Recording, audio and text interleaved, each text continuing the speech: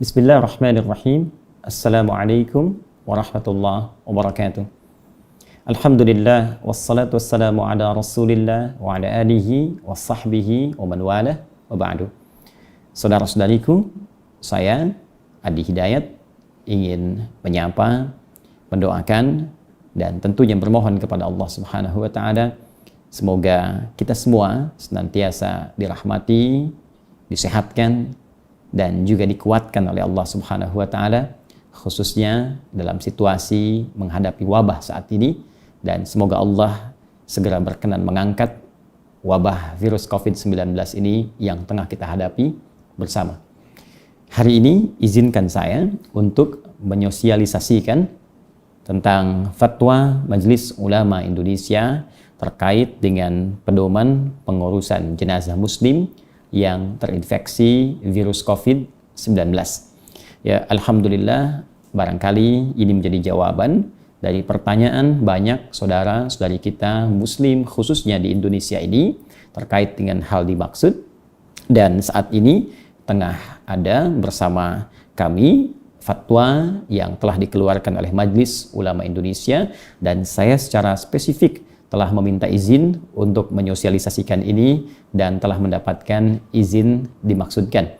Semoga dengan ini insya Allah akan sirna segala kepanikan, kebingungan, kesulitan, dan tentunya kita sebagai warga negara yang baik dan juga muslim tentunya yang baik, bila sudah keluar fatwa dari Majelis Ulama Indonesia, maka hendaknya pendapat-pendapat pribadi yang tengah kita keluarkan bisa merujuk pada fatwa yang dimaksudkan.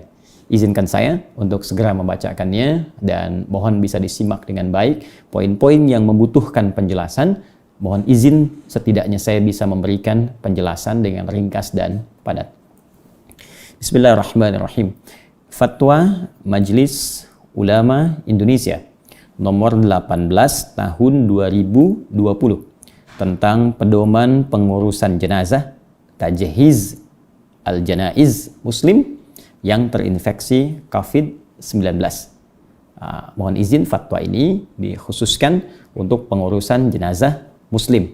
Jadi mungkin yang non-muslim ada petunjuk-petunjuk dari pemuka atau tokoh-tokoh agama yang terkait dengan itu. Ketentuan umum dalam fatwa ini yang dimaksud dengan: 1. Petugas adalah petugas muslim yang melaksanakan pengurusan jenazah. Nanti dalam poin-poin fatwa yang dimaksudkan akan didapati istilah petugas yang dimaksud petugas muslim yang mengurusi jenazah. Kemudian yang kedua, syahid akhirat adalah muslim yang meninggal dunia karena kondisi tertentu, antara lain karena wabah atau ta'un, tenggelam, terbakar, dan melahirkan, yang secara syar'i dihukumi dan mendapat pahala syahid. Dalam kurung dosanya diampuni dan dimasukkan ke surga tanpa hisab, tetapi secara duniawi hak-hak jenazahnya tetap wajib dipenuhi. Saya sedikit saja ingin memberikan penjelasan di poin ini supaya kita bisa memahami bahwa di dalam Islam syahid itu dibagi 3. Nanti ada syahid dunia wal akhirah, ya di dunia dinilai syahid, di akhirat pun ditetapkan syahid. Ya, ini seperti orang yang berjuang langsung di medan perang, ketika ada tuntutan untuk berjihad di medan perang, kemudian ia wafat dengan niat ibadahnya berjuang di jalan Allah Subhanahu wa taala.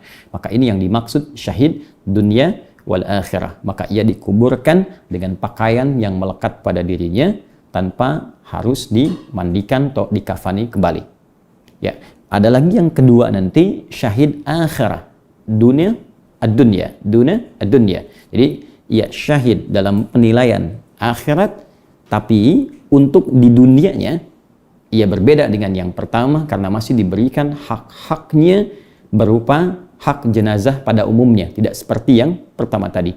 Jadi tetap ia dimandikan, tetap ia dikafani, tetap ia kemudian disolatkan seperti pada umumnya jenazah muslim yang lain, hanya statusnya syahid di hadapan Allah Subhanahu wa taala.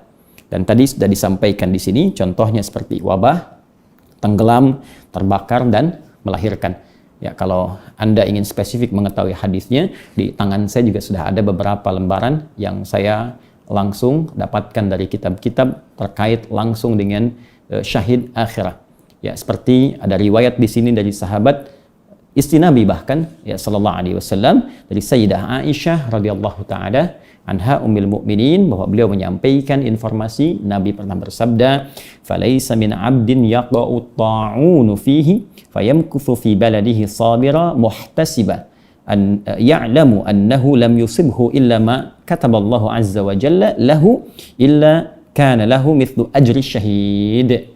Ya, disampaikan bahwa tidaklah seorang hamba yang tertimpa atau mengalami wabah fayamkuthu fi baladihi, maka ia menetap di tempatnya, ya di daerahnya, atau dalam konteks kalau menyebar luas di kabupatennya, kotanya, provinsinya atau negaranya, kemudian ia bersabar, mengoreksi diri dan menyadari bahwa semua itu tidaklah ditetapkan kecuali dengan izin Allah Subhanahu wa taala, maka hal demikian kalaupun ia wafat dalam kondisi terkena wabah itu, maka ia mendapatkan pahala syahid. Nah, ini pun dikuatkan kalau Anda buka di Al-Bukhari dan Muslim riwayat sahabat Abu Hurairah radhiyallahu taala anhu, Nabi pernah menyampaikan asy-syuhada'u khamsatun. Ya, di antara para syahid itu ada 5 yang Nabi sebutkan. Nanti di hadis lain disebutkan beberapa yang lain juga. Nah, 5 ini diantara contohnya, kata Nabi, al-mat'unu, orang yang terkena wabah lalu wafat. Yang kedua al-mabtunu, ya, orang yang mengalami penyakit perut yang sangat, ya, kemudian ia wafat. Ya, yang kedua ini seperti ibu misalnya yang tengah mengandung, mengalami penyakit perut, wafat ya saat mengandung, apalagi kemudian melahirkan, maka masuk juga kemudian kategori syahid.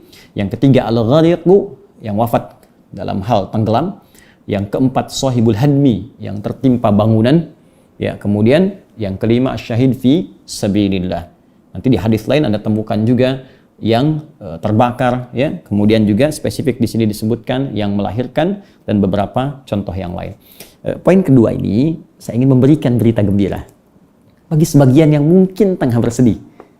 Karena boleh jadi karena panik, bingung. Ya, mohon maaf sekali. Ada dihiasi di berita bahwa saudaraku, Anda mengantar ke kuburan hanya 1-2 orang. Bahkan mungkin terasa sunyi, tidak ada orang mengantarkan, tidak seperti hari-hari biasanya. Demi Allah saya katakan Anda mendapat berita gembira. Bahwa statusnya insya Allah dengan rahmat Allah Subhanahu wa ta'ala yang wafat syahid. Allah mengangkat derajatnya. Kenapa kita yang masih hidup bersedih? Tugas kita sekarang mengisi dengan beramal saleh, ya, sabar dengan kondisi ini karena Allah telah memberikan berita gembira kepada kita melalui lisan nabinya. Tinggal kita yang mengisi hari-hari dengan penuh kebaikan. Itu poin terbesar yang kita mesti sadari. Sehingga insya Allah dalam situasi ini pun kita berjuang untuk menutup supaya virus tidak menyebar kepada yang lainnya. Saat bersamaan Allah berikan penegasan lewat Nabi kita sallallahu alaihi wasallam bahwa perjuangan kita diapresiasi oleh Allah. Yang wafat syahid, yang hidup pun mendapatkan pahala yang tidak sedikit dengan izin Allah Subhanahu wa taala. Kemudian poin nomor 3 dalam ketentuan umum, APD, alat pelindung diri, adalah alat pelindung diri yang digunakan oleh petugas yang melaksanakan pengurusan jenazah. Jadi kalau ada istilah APD yang dimaksud tadi yang kami jelaskan. Baik, saya masuk pada ketentuan hukum. Ya, 1. Menegaskan kembali ketentuan Fatwa MUI nomor 14 tahun 2020 angka 7 yang menetapkan pengurusan jenazah tajhiz al-janaiz yang terpapar COVID-19 terutama dalam memandikan dan mengafani harus dilakukan sesuai protokol medis dan dilakukan oleh pihak yang berwenang dengan tetap memperhatikan ketentuan syariat. Sedangkan untuk mensalatkan dan menguburkannya dilakukan sebagaimana biasa dengan tetap menjaga agar tidak terpapar COVID-19. Fatwa ini telah saya sampaikan di sosialisasi sebelumnya, dan ini fatwa yang nomor 18 tahun 2020 adalah penegasan dari yang kemarin pernah disampaikan. Poin 2, umat Islam yang wafat karena wabah COVID-19 dalam pandangan syara termasuk kategori syahid akhirat yang tadi saya sampaikan, dan hak-hak jenazahnya wajib dipenuhi, yaitu dimandikan, dikafani, disolati, dan dikuburkan. Saya tegaskan lagi poin ini, dan hak-hak jenazahnya wajib dipenuhi, yaitu dimandikan, dikafani, disolati, dan dikuburkan, yang pelaksanaannya wajib menjaga keselamatan petugas dengan mematuhi ketentuan-ketentuan protokol medis. 3. Pedoman memandikan jenazah yang terpapar COVID-19 dilakukan sebagai berikut. Ini detail dari petunjuk yang tadi disampaikan. A.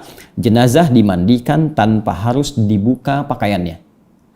Nah, ingat baik-baik, jadi kalau Anda petugas yang bertugas memandikan jenazah terpapar atau terinfeksi COVID-19, ini sudah ada fatwa dari MUI, jika jenazahnya muslim, maka jenazah dimandikan tanpa harus dibuka pakaiannya. Ini fatwa tidak sembarangan, jadi mohon maaf, mohon izin dan mohon berkenan saya menegaskan, jangan masuk ke wilayah-wilayah komentar bila bukan bidangnya. Nah, jadi mohon izin sekali lagi, kalau kita bicara ekonomi, ekonom yang berhak memberikan pandangan. Kita bicara hukum-hukum keduniaan, ahli hukum bicara. Nah, sekarang kita bicara spesifik tentang hal yang penting organ di agama, maka jangan semua orang menjadi mufti. Jangan semua orang mendadak pintar agama. Ya, ini mesti kita ikuti. Jadi Anda jangan pernah berkomentar kenapa tidak dibuka, tidak ini sudah penelitian, sudah bertanya, sudah ada dokter dipanggil, sudah semua didengar keseluruhannya, maka keluar fatwa semacam ini. Jadi jangan khawatir, yang memandikan pun tidak akan mengurangi nilai-nilai karena dalam kondisi darurat berbeda hukum seperti hal biasanya.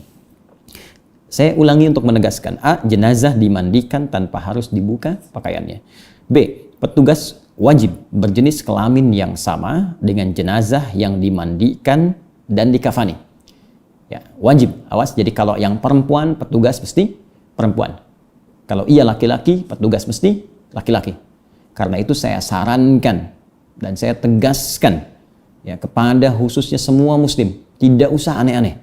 Kalau Anda laki-laki, laki-laki saja. Ya, kalau Anda perempuan, perempuan saja. Sehingga Anda tidak membuat bingung ya dalam kehidupan dan dalam interaksi. Mending hidup ya juga menyebabkan kebingungan, wafat pun bikin orang bingung juga.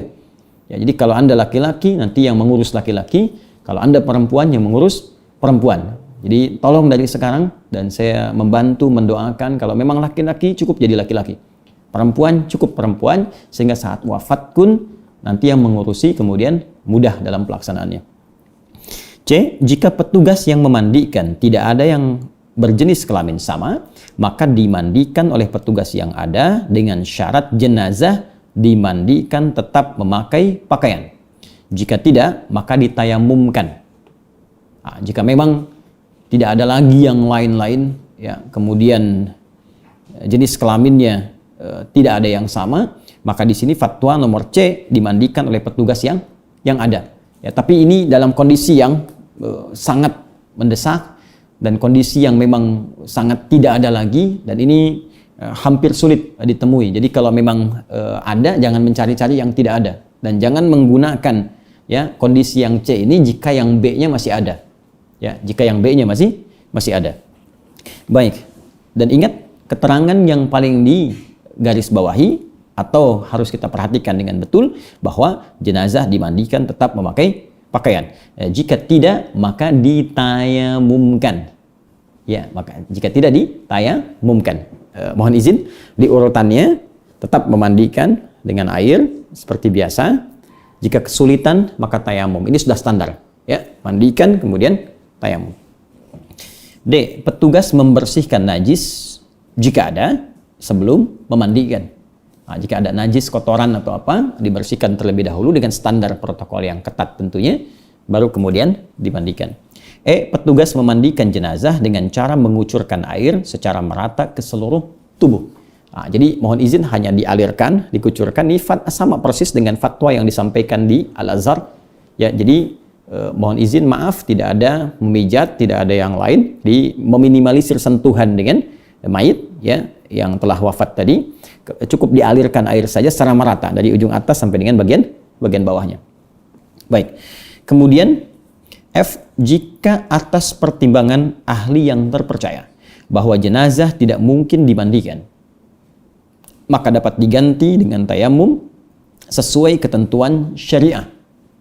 Nah, ini kalau ada dari ahli medis yang sangat terpercaya, capable di bidangnya, dan memberikan pemahaman, edukasi kepada kita bahwa ini nggak mungkin dimandikan karena pertimbangan tertentu. Maka langsung berpindah kepada opsi tayamum.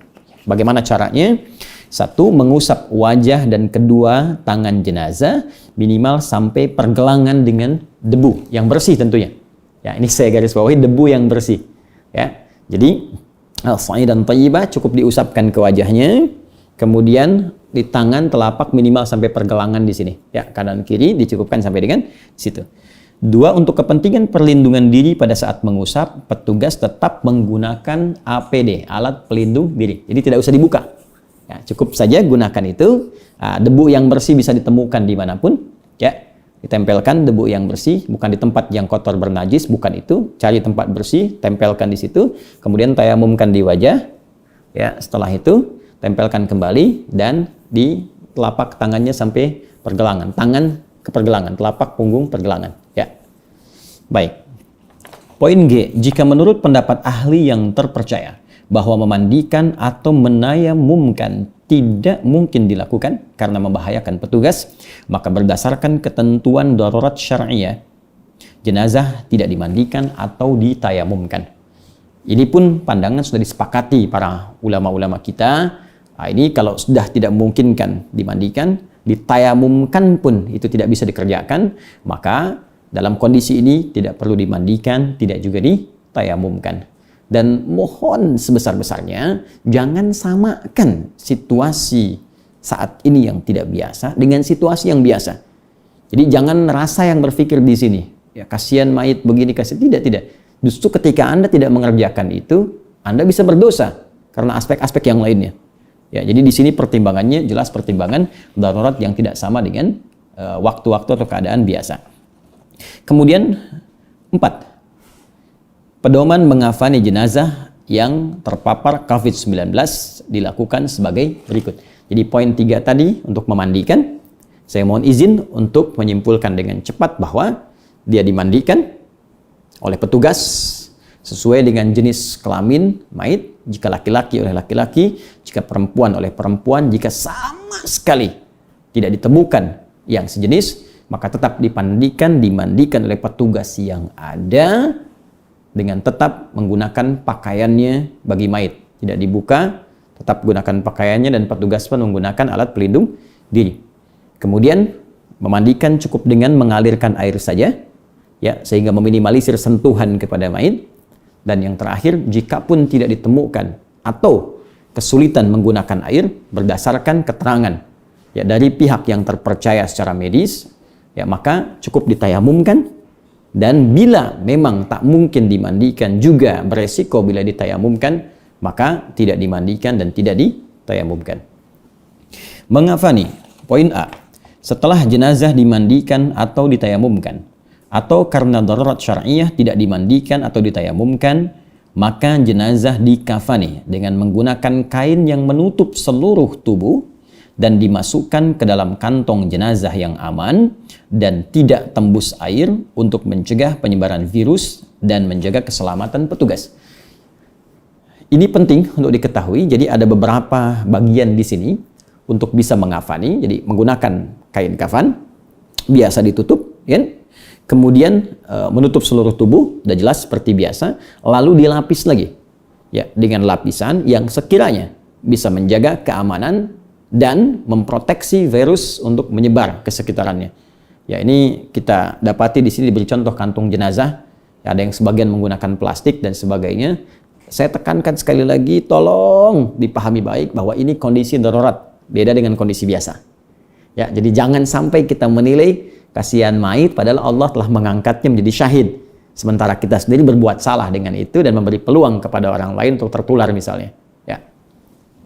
Kemudian B, setelah pengafanan selesai, jenazah dimasukkan ke dalam peti jenazah yang tidak tembus air dan udara dengan dimiringkan ke kanan, sehingga saat dikuburkan jenazah menghadap ke arah kiblat. Jadi kalau memang dengan pelindung tadi yang telah menggunakan plastik atau sejenisnya atau kantung masih diduga ya khawatir belum aman bisa menyebar, maka berlaku yang poin B tadi. Ya, dia bisa dimasukkan ke dalam peti dengan posisinya miring ke kanan. Ya, jadi nanti begitu dimasukkan ke kuburnya, itu posisi sudah menghadap ke arah kiblat. Ya, seketika dimiringkan.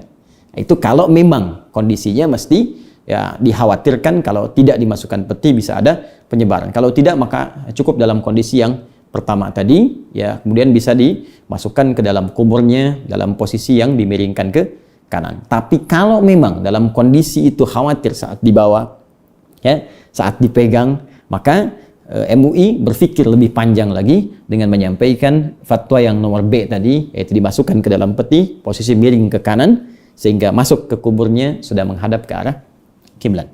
C. Jika setelah dikafani masih ditemukan najis pada jenazah, maka petugas dapat mengabaikan najis tersebut. Nah, dianggap sudah ini kondisi darurat, sudah dikafani, ada najis lagi, itu bisa diabaikan. Ini petugas ya, petugas yang memandikan, mengafani telah selesai. Maka ini kondisi tidak sama, tidak seperti kondisi biasa. Kemudian 5. Pedoman menyolatkan jenazah yang terpapar COVID-19 dilakukan sebagai berikut. Sudah dimandikan, sudah dikafani, bagaimana dengan penyolatannya? A. Disunahkan menyegarakan salat jenazah setelah dikafani.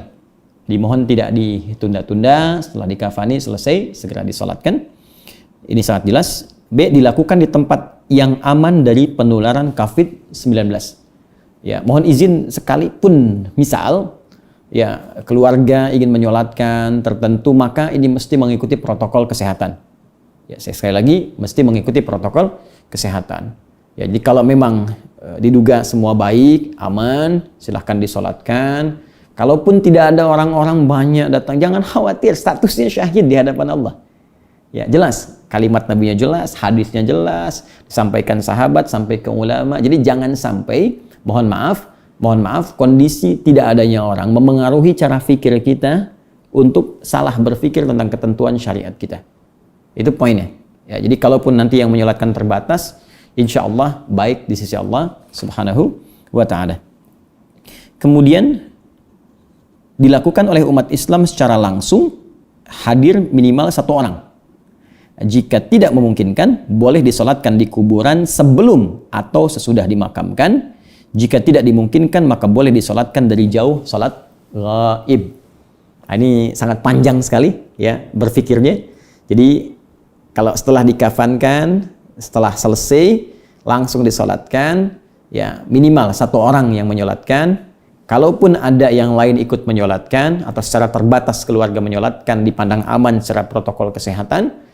Kalau tak mampu khawatir dengan itu, maka nanti sebelum dikuburkan bisa di situ atau setelahnya. Ini juga ada turunan dari fatwa itu dan referensinya juga ada di sini. Atau kalaupun dikhawatirkan dengan berkumpul di tempat tertentu bisa tertular kembali atau kondisi yang lain, maka bisa dilakukan dengan salat ghaib. Ini sangat jelas dan tidak perlu banyak ditafsirkan kembali. D. Pihak yang menyolatkan wajib menjaga diri dari penularan COVID-19. Ini sudah jelas, tidak perlu diterangkan kembali. Poin nomor 6. Pedoman menguburkan jenazah yang terpapar COVID-19 dilakukan sebagai berikut. Jadi, mohon izin, memandikan sudah atau ditayamumkan, mengafani sudah, kemudian menyolatkan sudah. Sekarang bagian terakhir adalah menguburkan. A. Dilakukan sesuai dengan ketentuan syariah dan protokol medis. Ingat, ketentuan syariah dan protokol medis. Jadi mohon izin di sini tidak akan bertentangan antara protokol medis dengan ketentuan syariah. Di dalam Islam itu selalu ada maslahat nilai-nilai kebaikan. Jadi nggak mungkin ada pertentangan antara nilai-nilai medis dengan ketentuan syariat. Di ketentuan syariat dikerjakan, jangan sampai disalahi, dan protokol medis juga didengar supaya bisa menjaga keadaan itu berlangsung dengan aman. Kemudian B. Dilakukan dengan cara memasukkan jenazah bersama petinya ke dalam liang kubur tanpa harus membuka peti, plastik, dan kafan. Ini kondisi yang tadi saya sebutkan di poin yang keempat itu, ya. Poin yang keempat B, dimasukkan ke dalam peti. Jadi memang dalam kondisi yang tadi saya sebutkan, khawatir ada penularan, kalau masuk plastik, masuk kain, terangkat juga khawatir, masukkan ke peti. Dan di sini tegaskan kembali, dalam memasukkan ke kuburnya pun dimasukkan dengan petinya langsung, dengan kondisi yang tadi telah disebutkan sebelumnya, dimiringkan ke kanan sehingga saat dimasukkan langsung menghadap ke arah kiblat tanpa harus membuka peti, plastik dan kafan. Baik. C. Penguburan beberapa jenazah dalam satu liang kubur dibolehkan karena darurat. Ad-darurah asy-syar'iyyah sebagaimana diatur dalam ketentuan Fatwa MUI nomor 34 tahun 2004 dengan tentang pengurusan jenazah. Saya ulangi, sebagaimana diatur dalam ketentuan Fatwa MUI nomor 34 tahun 2004 tentang pengurusan jenazah. Tajhiz al-janaiz dalam keadaan darurat. Jadi kalau memang tidak ditemukan, mohon maaf, tempat kubur yang lain atau kesulitan, boleh dalam satu liang kubur dengan kondisi-kondisi yang sifatnya darurat. Jakarta, 27 Maret 2020 Masehi. Majelis Ulama Indonesia, Komisi Fatwa, Ketua Profesor Dr. Haji Hasanuddin AF, Sekretaris Dr. Haji Muhammad Asrarun Ni'am Saleh MA, mengetahui Dewan Pimpinan Majelis Ulama Indonesia, Wakil Ketua Umum Kiai Haji Muhyiddin Junaidi MA, Sekretaris Jenderal Dr. Haji Anwar Abbas MMAG. Demikian fatwa tentang pedoman pengurusan jenazah muslim yang terinfeksi COVID-19 sesuai dengan fatwa MUI. Saya telah menyampaikan, semoga menjadi pedoman dan semoga Allah memberikan kemudahan kepada kita untuk bisa mengikuti apa yang ditunjukkan oleh para ulama kita yang bersumber pada keterangan Al-Quran dan sunnah Rasulullah Sallallahu Alaihi Wasallam. Akhirnya semua kembali kepada Allah. Setiap kita tercipta oleh Allah Subhanahu Wa Taala dan pasti akan kembali kepada Allah. Yang paling penting, jangan sampai dengan adanya ujian ini justru kita semakin jauh dari Allah Subhanahu Wa Taala. Duhai Anda yang merasa takut dengan virus ini, hingga Anda berusaha untuk bisa berlari dan khawatir dari kematian sampai masuk ke rumah-rumah, saya ingin katakan, syarat wafat bukan corona. Syarat wafat bukanlah virus. Syarat wafat bukanlah penyakit. Syarat wafat adalah ketika ajal tiba dan maut datang untuk menjemput kita pulang kepada Allah Subhanahu Wa Taala. Jangan sampai situasi ini pun menjadikan kita jauh dari Allah.